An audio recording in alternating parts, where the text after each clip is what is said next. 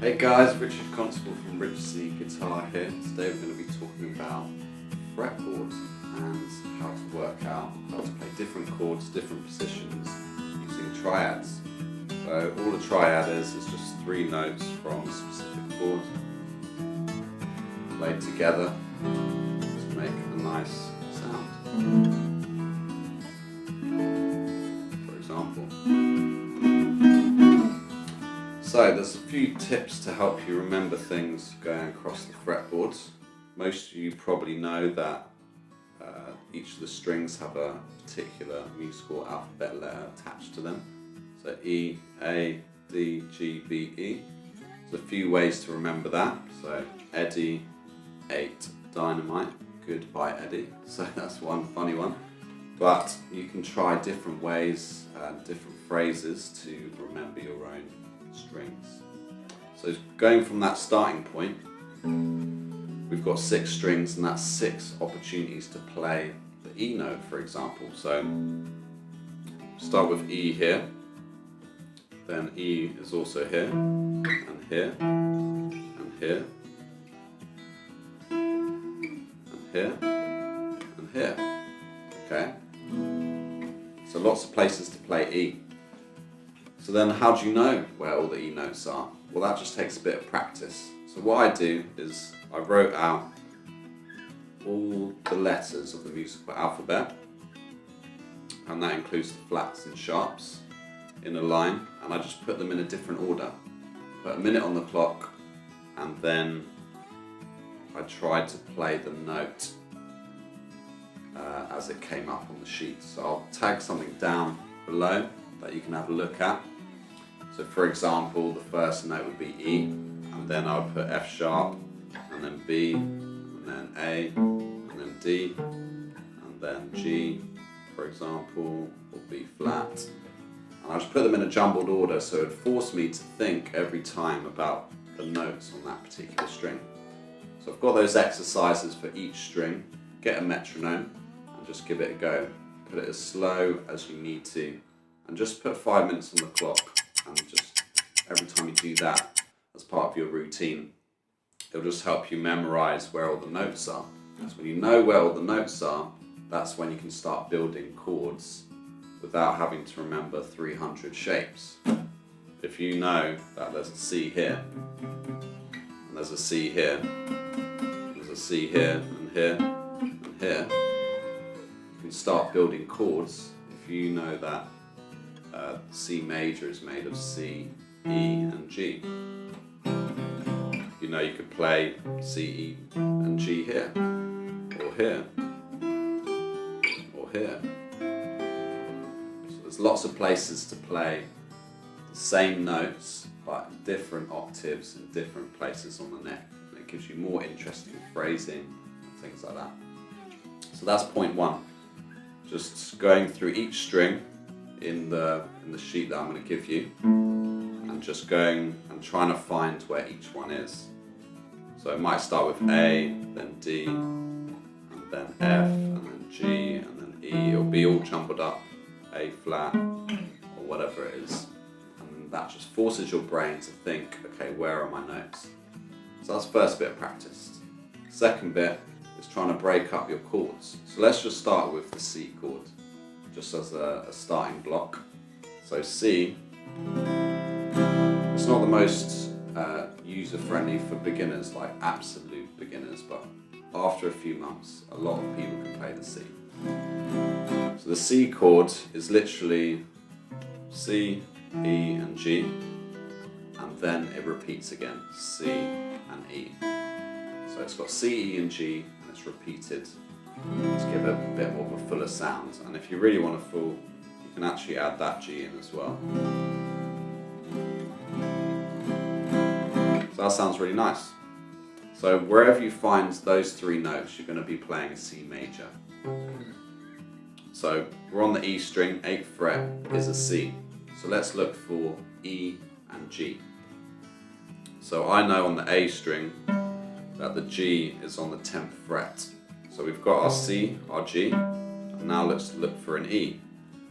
So the E note on this string on the 4th string is all the way down here, which is also up here. Oh, that's on the 2nd fret, sorry. So that's quite high. So what you can do instead is find another C note or another G note. Otherwise you're going to be playing this really tricky chord, which sounds really nice. So I know that's C and that's C, and we've got G in the middle. So that could be used in your C major. So we've got an E down here, so we could play it like this instead, which is the top half of the C major bar chord.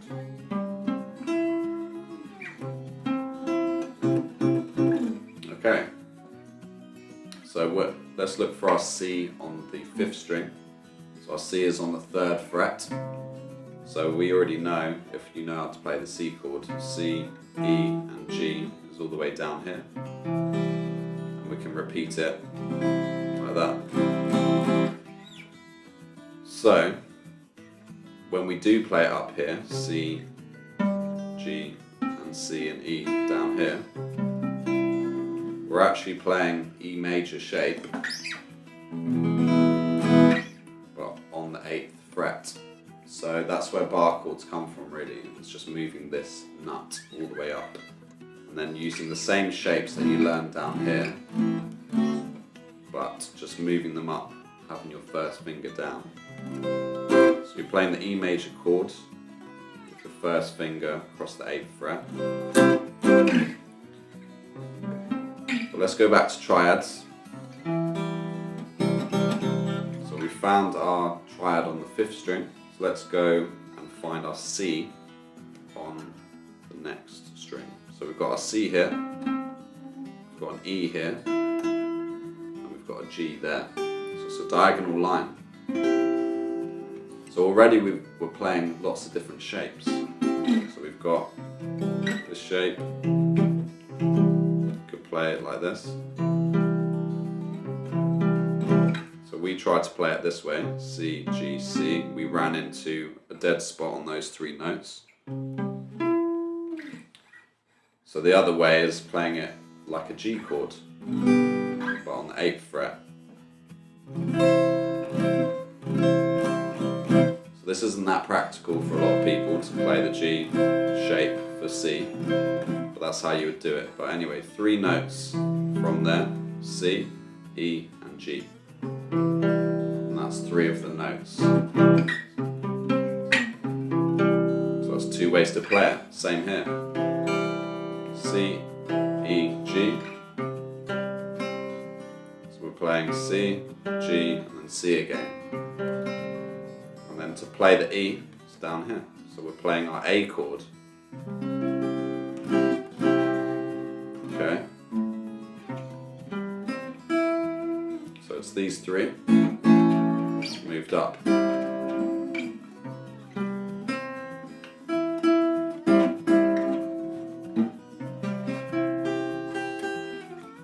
Add another G in up there. Okay. So we've done this string. We've got our 2 positions here.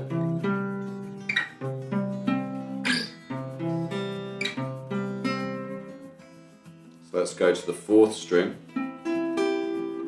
which is where we got this triangle line here. So we've got a C here. So going that way, C, E, G, diagonal line, which is part of our E major shape C chord here.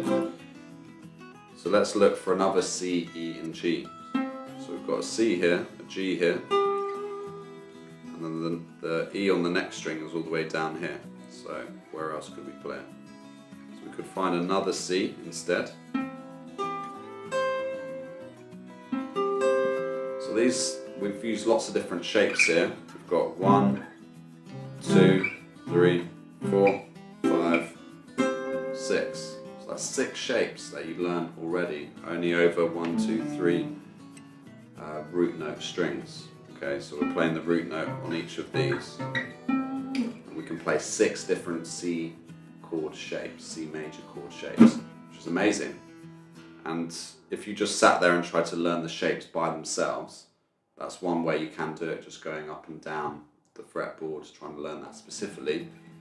But if you understand how it works behind the scenes, then you can work it out as you're going along, and then commit them to memory after that. So next, we've done the 4th string. Let's find our 3rd string, C. So we're on the 5th fret of the 3rd string. So I know there's an E right next to it, and then we've got a G on the 3rd fret of the 1st string. So that's one way you could do it. Or you could play the bottom half of a G chord. So we've got a C, an E, and a C again. Or the bottom half of an A chord, like we just played.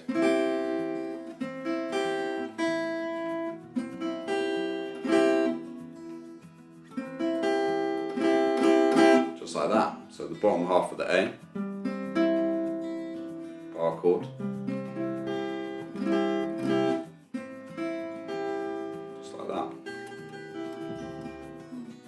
So we've got C here, E. So you can play C and E together. That's about it, or C and G together. So it's not a triad, it's just two strings together, but if you're a second guitarist, for example, or electric guitarist, and someone's playing something in C,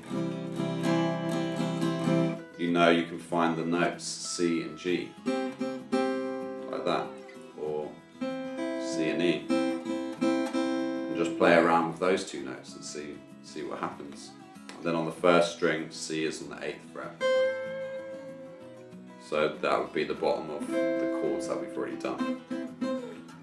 So that's just some quick ways to find some C major triads, and there were lots of different positions that we found. So let's go over them. Start on the 6th string. We had this G shape, the bottom of the G. C, E, and G. And this was too much of a stretch, so we went back to the C here. Okay, and then we went to the 5th string.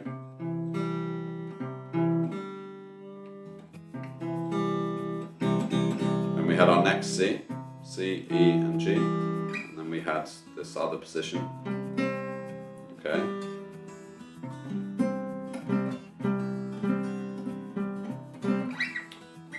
Got this kind of bar chord position, normal C position. Then on the next set of strings, we had this diagonal line here. So our C is now on the 10th fret, or this other diagonal line here, which was part of our E in the middle, depending on what you're trying to play.